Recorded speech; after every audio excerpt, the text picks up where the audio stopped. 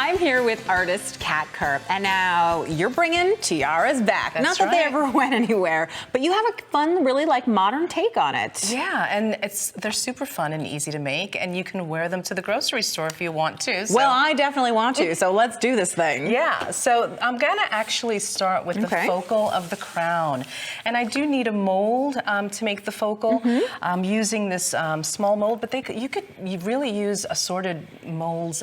Whatever there's shape, size you want, absolutely. just whatever it is that you want to be the crown jewel. That's right. And I'm also using this casting resin. It's a two-part resin, and it cures white, but I actually want a gold embellishment. So I'm going to add some metallic powder to this mold, and then I'll mix up a batch of that resin. Now, is the metallic powder acting as a release, or it's just there for color? It's purely there? It's just there for color. So really, you don't need anything, because is this mold made out of silicone, so it'll just release it no matter what? Right. Okay. And it takes about 5 to 10 minutes for it to cure. So I'm taking 2 equal parts. I already have one part poured out, and I'll take the other part. So even though that's yellow, what you're saying is it will be clear? It will actually be white. Oh, wow. It will cure white. Wow. Yeah, when you combine the two of them, it'll cure white. Cool. And so I'm just going to pour, making sure that I have 2 equal parts. So for people who've never used resin before, basically, if the 2 parts came in one bottle, this is my understanding, correct me if I'm wrong, they would harden. That's right. And so the reason they come separately is because you need to mix them to activate them so that they will harden. And you're always making different projects. So sometimes you just need a little bit, sometimes you need a lot. And I went ahead and added the 2 parts together. I'm mixing it. It's a little cloudy. But once it starts to clear up, I know it's ready for me to pour into my mold. I don't need a lot. I'm just pouring it in there. Wow, I'm trying to be careful. I can see how the powder is like wicking through there, and that's okay, right? Oh yeah, because I'm actually going to level it out a little bit.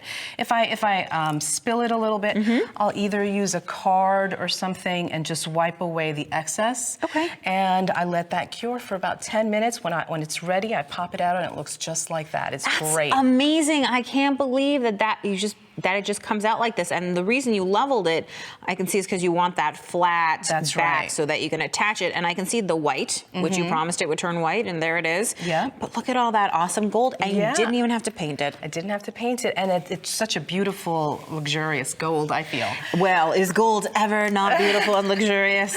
So now I want to bring that frame up a notch. I want to embellish it even more. So I have some packing tape here that I've already cut out. I'm going to take that frame. Why are you using packing tape? It's just a little easy to hold on to the frame. And it's also, I'm going to be putting some resin in here in the future. I don't want it to seep all over. This really kind of seals it right up. That's easy. And I'm also going to add some additional elements. So I'm going to take a little piece of cardstock that I cut out. And you can stick it right down to the tape and nothing's going to happen to it? So is the tape staying in there permanently? No, I'll remove it once it's cured. And it doesn't peel the paper? No, Oh. And so I'm going to take the rhinestone.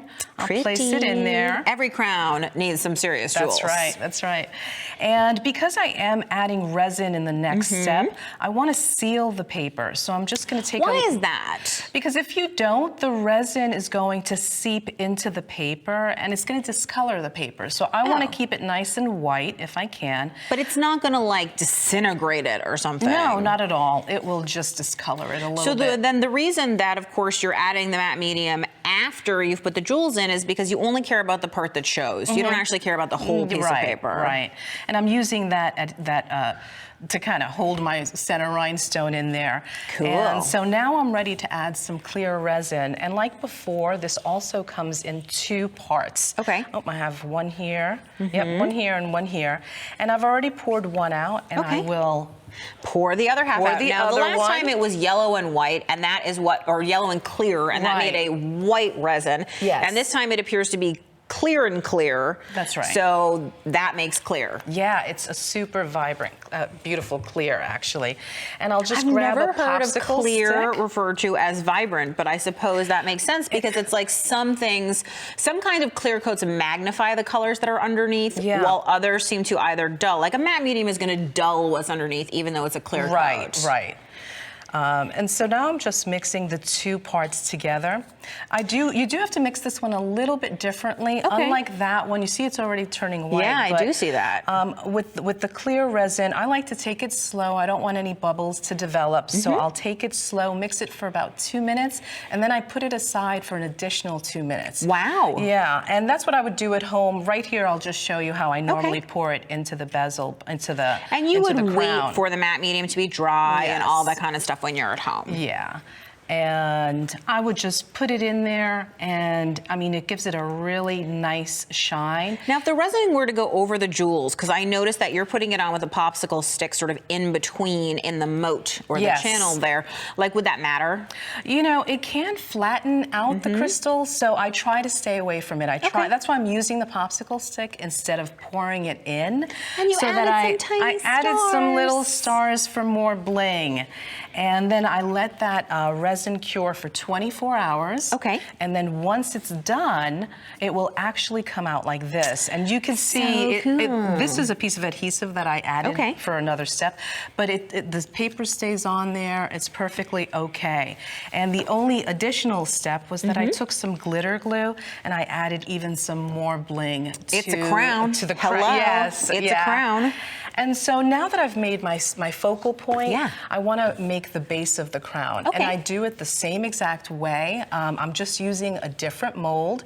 I added some metallic powder to the mold, and then I added casting resin. And when you do that, it's the same exact way. You just take the squeegee or whatever you have, you just flatten it out, and then you take it out that way. That's and it's amazing. beautiful. I can't believe that's resin, because I think of resin as very brittle and hard, but you're folding it. Well, it's a thin mold, so it allows me to really do that. That's to so bend it cool. and everything. So I'll put this aside. This is way better than the paper crowns that I made as a kid. It's durable too, so you really can, you know, wear them and everything. To the grocery store like you promised. And normally I would take a really strong adhesive or even the resin and attach this to the center. You could use the glitter glue to attach it. Anything. And I just had some paper adhesive on here that I would put on there, but I want to finish up the crown by just adding a little bit of rhinestone or pearl stickers that you find in any craft store, and you just attach them onto your crown.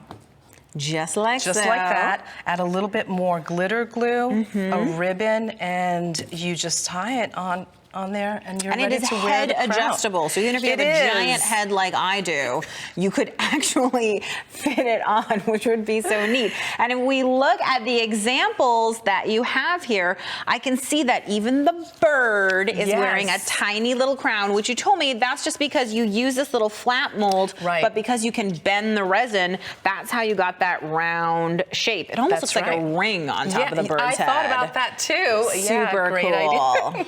This was fantastic, Kat. Thank you. Thank you so much.